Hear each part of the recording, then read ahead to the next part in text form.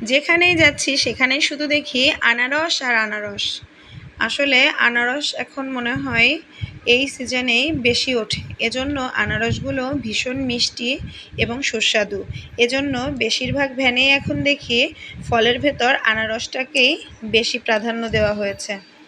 এই যে ১ নম্বরে যখন গিয়েছিলাম একটা কাজে, তখন দেখলাম আনারস কাটছে এখানে। আনারস মাখাটা খেতে বেশ ভালোই লাগছিল। আমরা প্রথমে একটা আনারস নিয়ে খেয়েছিলাম, দামটাও অনেক কম ছিল। প্রতি পিস ছিল ১০ টাকা, ২০ টাকা, ৩০ টাকা। তো আমরা ২০ টাকার পিসটাই নিয়েছিলাম। ওটা নিয়ে একটা খাওয়ার পর এতটাই ভালো লেগেছে যে পরে আবারও বলেছিলাম আরেকটা দিতে। আর দেখুন আনারস যে মামাটা কাটছিল, ওনার কাটার স্কিলটা যে এত ভালো, মানে খুবই নিখুঁত করে আনারসটা কাটে, ভেতরের মাঝখানের শক্ত অংশটাকেও বেশ বাদ দিয়ে দেয়। এজন্যই আরও ভালো লেগেছিল খেতে।